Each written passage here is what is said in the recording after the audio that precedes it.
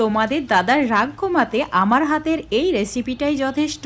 যেদিন খুব বেশি রাগ করে থাকে সেদিনই এটা বানাই। সত্যি কথা বলতে কেউ যদি অভিমান করে থাকে এটা খাওয়ার পর একদমই গলে যাবে।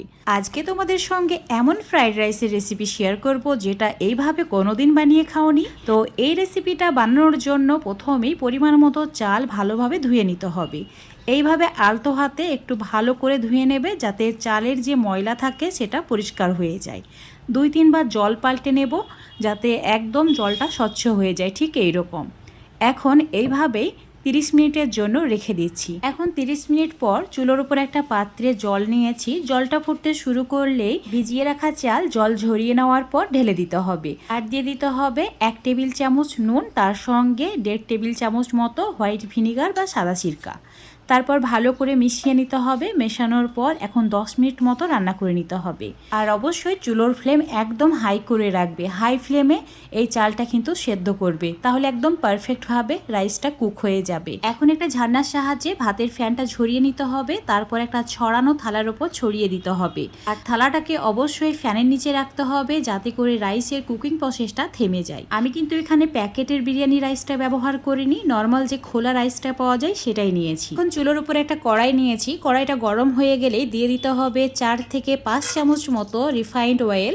আর তেল গরম হয়ে গেলেই দিয়ে দিতে হবে বেশ কিছু পরিমাণে কাজু আর কিশমিশ। কাজু কিশমিশের পরিমাণটা নিজেদের প্রয়োজন বুঝে কম বেশি করে নিতে পারো। এখন যেটা একদমই বাদ দেওয়া যাবে না সেটা হচ্ছে চেরি। চেরি দেওয়ার কারণে আজকের রেসিপির মাধুর্য অনেকটাই বেড়ে যায়। তো সমস্ত কিছু হালকা লালচে করে ভেজে নিয়েছি, তেল ঝরিয়ে তুলে নিচ্ছি। ওই তেলের মধ্যে কিছু ফুলকপি সেদ্ধ করে রেখেছিলাম, মানে নুন আর হলুদ দিয়ে, সেটাকেও লালচে করে ভেজে নিয়েছি। অবশ্যই ছোটো ছোটো টুকরো করে কেটে নেবে। এখন যে তেলটুকু রয়ে গেছে তাতেই 2 টেবিল চামচ মতো ঘি অ্যাড করেছি। আর 3টি তেজপাতা, দারচিনি, এলাচ দিয়েছি। এলাচগুলোকে একটু ফাটিয়ে নিয়ে তারপর অ্যাড করতে হবে। আর দিয়েছি লবঙ্গ, আর দিয়েছি গ্রেট করে রাখা আদা কুচি 1 টেবিল চামচ। এখন সমস্ত কিছু সুন্দর সুগন্ধ বের হওয়া পর্যন্ত ভেজে নিয়েছি লো ফ্লেমে। এখন দিয়ে দিতে হবে গাজর কুচি 1 কাপ। চুলোর ফ্লেম মিডিয়ামে রেখে গাজর কুচিটা ভেজে নিতে হবে। 80% মতো ভাজা হয়ে গেলে দিয়ে দিতে হবে বিনস। আর বিনস গাজর আবারও একসঙ্গে ভেজে নিতে হবে। আর অবশ্যই চুলোর ফ্লেমটা একদম কমিয়ে দেবে, লো ফ্লেমে ভেজে নিতে হবে, না হলে পুড়ে যাবে। এখন এর মধ্যে দিয়ে দিতে হবে ক্যাপসিকাম। একটু বড় বড় টুকরো করে কেটে নিয়েছি। তোমরা তোমাদের পছন্দ মতো করে কেটে নিয়ে অ্যাড করবে। আর হাতের কাছে না থাকলে না দিলেও হবে। আর অবশ্যই চুলোর ফ্লেম হাই করে রেখে 1 মিনিট ভেজে নিতে হবে। তারপর দিয়ে দিতে হবে রাইস। তো এখানে রাইসটা অ্যাড করে দেওয়ার পর ভেজে রাখা কাজু, কিশমিশ, চেরি, ফুলকপি একসঙ্গে অ্যাড করে দিয়েছি। তারপর দিয়ে দিতে হবে স্বাদ মতো নুন। আর দিয়ে দিতে হবে 1 চামচ মতো চিনি।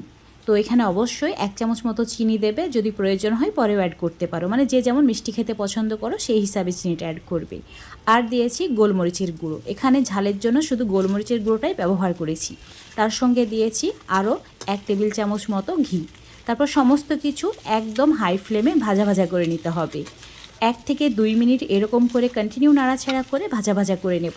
তাহলেই একদম দারুণ সুস্বাদু, দারুণ লোভনীয় ফ্রাইড রাইস রেডি। আর এটা দিয়ে চিকেন কষা, চিলি চিকেন, চিলি পনির, পনির মশালা সমস্ত কিছুই লাগে জাস্ট ফাটাফাটি খেতে। তো তোমরা তোমাদের পছন্দ মতো সাইড ডিশ বানিয়ে নেবে।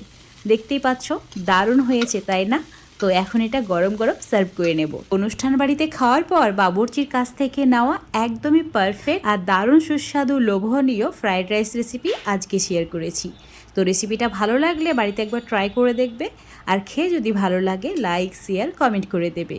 রেসিপিটা ফেসবুক পেজ থেকে দেখলে পেজটিকে ফলো করে নেবে। আর ইউটিউব থেকে দেখলে চ্যানেলটাকে সাবস্ক্রাইব করে রাখবে আরও এরকম রেসিপিগুলো পাওয়ার জন্য। তো বন্ধুরা অবশ্যই একবার ট্রাই করে দেখবে। এমন ফ্রাইড রাইস খাবার টেবিলে যদি কেউ দেখে, রাগ, অভিমান কোনো কিছুই থাকবে না, একদম গলে জল হয়ে যাবে।